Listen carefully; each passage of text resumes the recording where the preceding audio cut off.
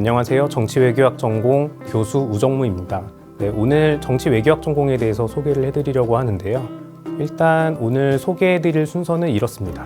일단 저희 전공에 대해서 간략하게 소개를 좀 해드리고 저희 전공의 역사 등등에 대해서 좀 설명을 해드린 다음에 정치외교학 전공에서 다루는 주요 분야들, 그다음에 연구 주제들에 대해서 설명을 좀 해드리고, 그다음에 전공 커리큘럼, 전공 특화 프로그램 및 활동, 졸업생의 주요 진로 및 취업 사례, 그다음에 전공 선택 시 고려 사항 및 조언, 그다음에 마지막으로 전공 개론에서 다루게 될 내용을 아주 간략하게 설명해드리도록 하겠습니다.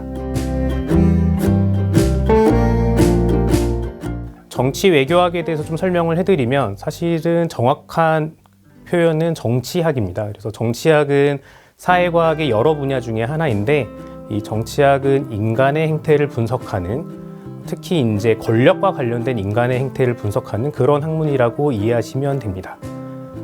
정치학 하면 아리스토텔레스나 이런 어려운 학자들의 이름을 떠올리실 텐데, 사실 1970년대부터 학문의 흐름이 좀 많이 변화했습니다. 그래서 지금은 마치 자연과학처럼 정치 현상을 분석하는 학문이 정치학이다, 이렇게 이해하시면 됩니다. 그래서 영어로도 이제 politics가 아니라 political science라고 부르고 있습니다. 주제를 좀 더 구체적으로 설명을 해드리면, 정치학은 아까 설명해드렸던 것처럼 권력과 관련된 인간의 행태를 분석하는 학문이라고 보시면 되고요. 그렇다고 해서 국가만 분석 대상으로 하는 것은 아니고, 여러분들 같은 일반 시민, 아니면 정당과 이익집단 같은 어떤 집단 수준, 그 다음에 이제 국가, 그 다음에 국제기구, 이런 여러 수준의 행위자를 모두 분석한다고 보시면 되겠습니다. 동국대학교 정치외교학 전공은 1947년에 개설이 됐습니다. 설립 배경은 이렇습니다. 일단 정치외교학 전공에서는 두 가지 인재상을 목표로 하고 있는데요. 첫 번째는 정치학 지식을 바탕으로 해서 국내외 정치 현상 발생 원인을 이해하고 향후 전망을 할 수 있는 인재를 기르고자 하고, 그 다음에 국내외 정치 현안을 정확히 이해한 다음에 이에 대한 정책 대안을 제시할 수 있는 인재를 기르고자 정치 외교학 전공이 개설되었다고 보시면 됩니다. 정치학은 크게 4가지 세부 분야로 나뉘고요. 이 세부 분야를 이해한다면 대체적으로 정치학이 무엇을 하는 학문인지 이해하실 수 있습니다. 4가지 세부 분야는 한국 정치, 비교 정치, 국제 정치, 정치학 방법론으로 나뉘고요. 물론 각각의 세부 분야는 또 이제 각각의 세부 주제를 가지고 있습니다. 하나씩 설명을 해드리면, 한국 정치 같은 경우에는 대한민국 내에서 발생하는 정치 현상을 분석하는 정치학의 세부 분야가 되겠습니다. 그러니까 국내 정치인데 특히 한국 안에서 벌어지는 국내 정치 현상을 분석하는 세부 분야라고 보시면 됩니다. 한국 정치는 크게 2가지의 연구 주제가 나뉩니다. 그래서 하나는 정치 행태인데, 정치 행태라 함은 개인의 정치적 태도와 정치 행태를 분석하는 분야입니다. 그래서 예를 들면 선거와 투표, 정당 행태, 이익 집단, 미디어, 의회, 소수자 정치 행태, 정치 문화 등을 분석하는 분야라고 할 수 있는데, 사실 쉽게 설명을 해드리면 이렇습니다. 여러분들이 어떤 요인에 의해서 투표장으로 가시는지, 아니면 어떤 요인에 의해서 어떤 특성을 가진 후보가 더 당선 확률이 높은지 등등을 분석하는 게 정치 행태 분야다, 이렇게 이해하시면 됩니다. 정치 제도의 경우에는 말 그대로입니다. 그래서 여러 가지 정치 제도가 있죠. 선거 제도도 있고, 아니면 대통령제냐, 아니면 의원 내각제냐, 또는 사법부는 어떤 특성을 가지고 있는지, 헌법재판소가 있는지 없는지, 여러 가지 제도적 특징들이 있는데, 이런 정치 제도들이 정치 현상에 어떤 영향을 미치는지를 분석하는 분야가 이 정치 제도 분야라고 할 수 있습니다. 비교 정치는 여러 국가에서 발생하는 국내 정치 현상을 비교 연구하는 정치학 분야인데, 이렇게만 설명하면 좀 이해가 어려우시겠지만, 앞서서 한국 정치는 한국 안에서 발생하는 국내 정치 현상을 분석하는 분야라고 말씀드렸고요. 비교 정치는 여러 나라에서 발생하고 있는 국내 정치 현상을 서로 비교해서 어떤 다른 특성을 가지고 있는지 국가별로, 이런 것들을 파악하는 정치학 분야가 비교 정치 분야라고 이해하시면 됩니다. 그 안에 세부 분야 역시 한국 정치와 상당히 비슷합니다. 그래서 비교 정치 행태와 비교 정치 제도로 나뉘는데, 비교 정치 행태의 경우에는 여러 나라에서 발생한 투표 행태, 정당 행태, 민주주의 규범 또는 제도에 대한 시민들의 태도 등을 비교 분석하는 분야라고 할 수 있고요. 거의 한국 정치 안에 있는 정치 행태 분야와 비슷하지만 비교 정치 행태 같은 경우에는 비민주주의 국가에 대한 정치 행태도 분석하기 때문에 뭐 예를 들면 민주주의 국가에서는 대부분의 시민들이 민주주의라는 시스템에 대한 신뢰를 가지고 있겠지만 독재 국가 안에서는 그런 패턴이 좀 다를 수도 있겠죠. 이제 그래서 독재 국가에서는 상대적으로 어떤 특성을 가지고 있을 때 일반 시민들이 민주주의라고 하는 규범 또 아니면 민주적 제도에 대해서 좀 더 신뢰를 하는지 등등을 이제 분석하는 분야가 비교 정치 행태 분야다. 이렇게 이해하시면 되겠습니다. 비교 정치 제도 역시 비슷한데요. 앞서서 한국 정치의 정치 제도 분야와 상당히 비슷한데 다만 이제 국가별로 원체 정치 제도의 차이가 있다 보니까 이런 정치 제도적인 차이가 정치 현상에 어떤 영향을 미치는지 다시 얘기해서 뭐 예를 들면 이렇습니다. 선거제도의 경우에 비례대표제를 중심으로 운영하는 국가의 경우에는 보다 많은 이제 정당들이 실질적으로 의회 내에서 영향력을 행사할 수 있다면 뭐 예를 들어서 우리나라처럼 단순다수 대표제를 선택하는 국가의 경우에는 양당제가 보통 일반적인 그 패턴입니다. 그래서 이런 것들이 결국 선거제도에 의해서 결정된다 이렇게 볼 수 있는데 비교정치제도는 바로 그런 부분들을 분석하는 분야가 되겠습니다. 좀 이상하게 생각하실 수도 있죠. 한국 정치, 비교 정치. 결국은 각각 정치 제도와 정치 행태를 분석하는 것 아니냐 이렇게 이해하실 수 있는데 실제로 그래서 뭐 미국의 일부 대학의 경우에는 뭐 한국 정치, 비교 정치 이런 식으로 구분하는 게 아니라 정치 행태와 정치 제도로 세부 분야를 구분하기도 합니다. 국제 정치는 앞서 두 분야와는 조금 다르다고 보시면 되는데 국제 정치는 말 그대로 국가와 국가 간에 발생하는 정치 현상을 연구하는 정치학 분야이고요. 크게 이제 세 가지 연구 주제로 나뉩니다. 첫 번째는 국제 안보인데 국가 간 전쟁, 그 다음에 내전 이런 것들을 분석하는 분야고요. 여기서 궁금하실 수도 있는 건 내전이라고 하는 건 국가 안에서 발생하는 전쟁인데 왜 국제 안보에서 다루느냐 이렇게 생각하실 수 있는데 내전 같은 경우에는 국제 정치에 크게 영향을 받습니다. 뭐 예를 들어서 한국 전쟁 같은 경우에도 국제 사회에 영향을 받은 전쟁이라고 내전이라고 그렇게 보실 수 있는 거죠. 그래서 이제 국제 안보의 하나의 주제로 들어가 있고요. 그다음에 두 번째는 국제 정치 경제인데 이 국제 정치 경제는 경제 제재나 무역 같은 어떤 국제 경제 현상이 어떻게 국제 정치에 영향을 미치는지 또는 국제 정치적인 여러 요인들이 경제 제재나 무역 같은 이 국제 경제 현상에 어떤 영향을 미치는지를 분석하는 파트입니다. 그다음에 마지막으로 초국가 정치는 최근에 이슈가 되고 있는 그런 주제들을 다루는 분야라고 보시면 되는데 환경이나 인권처럼 한 나라의 국가와 국가끼리의 어떤 관계뿐만 아니라 국가와 국제제도 또는 국가와 다른 나라에서 살고 있는 시민들 또는 국가와 뭐 다른 나라에서 존재하는 집단들 또는 뭐 A 국가의 집단과 B 국가의 집단들 뭐 이렇게 아주 복잡한 상호작용으로 인해서 발생하는 국제정치 현상들을 다루는 파트가 초국가 정치다 이렇게 이해하시면 됩니다. 이 비교정치와 국제정치 간혹 헷갈리시는 경우가 있는데 구분을 굳이 하자면 이 그래프와 같습니다.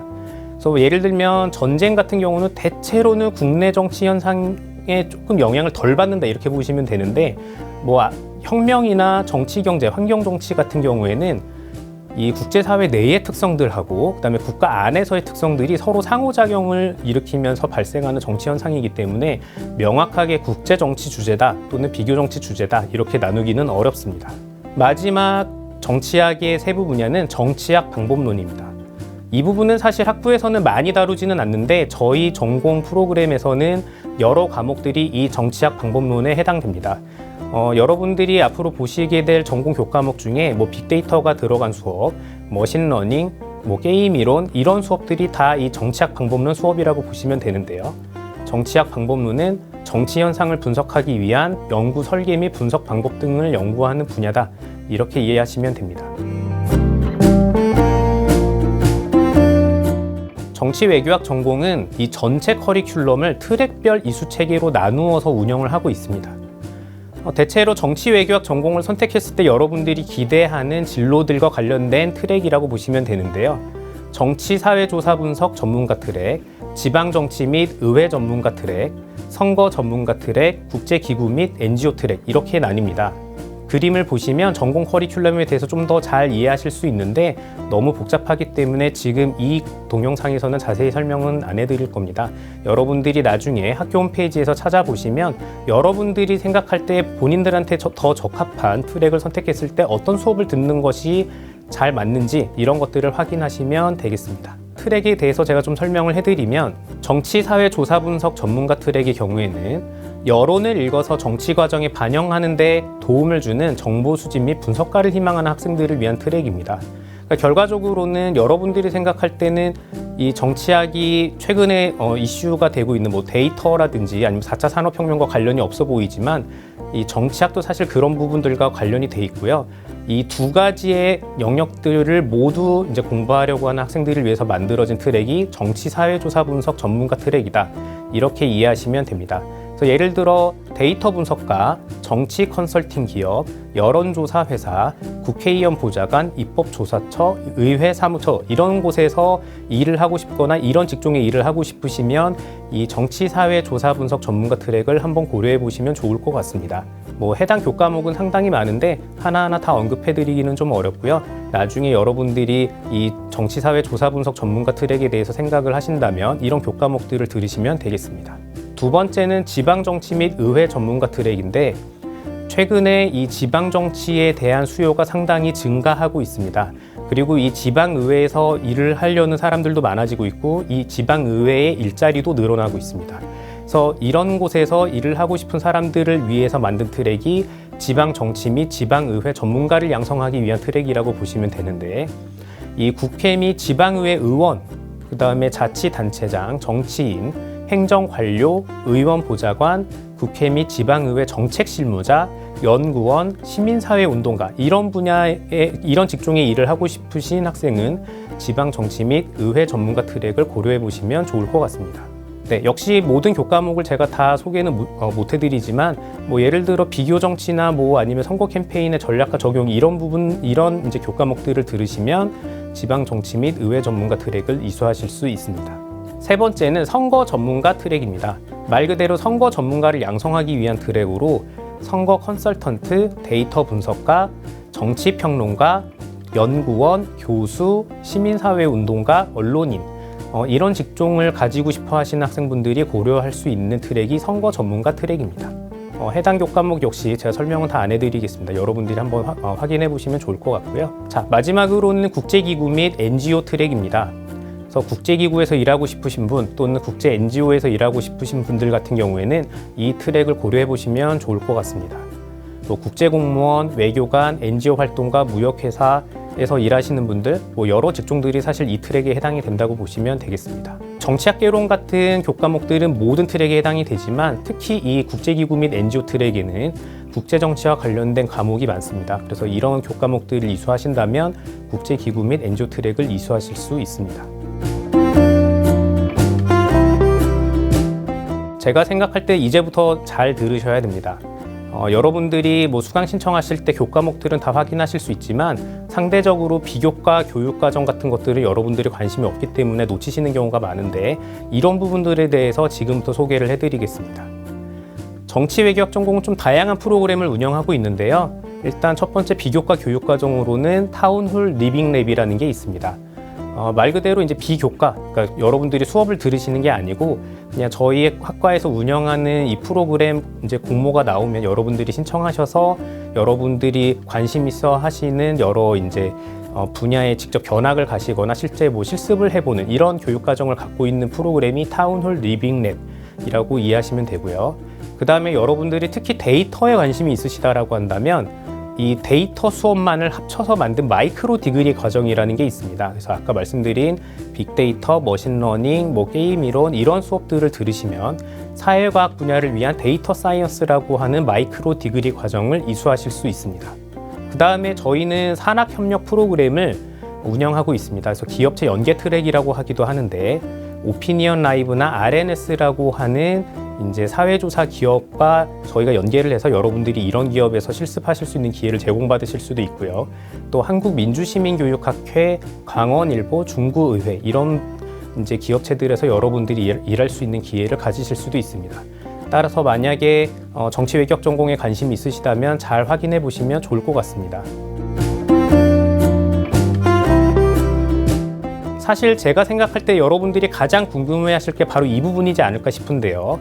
졸업생 주요 진로와 취업 사례입니다. 보통 아까 말씀드린 4가지 트랙을 봤을 때 정치 외교학 전공은 결과적으로 매우 한정된 진로만 가질 수 있는 거 아니야? 이렇게 생각하시겠지만 사실은 그렇지 않습니다.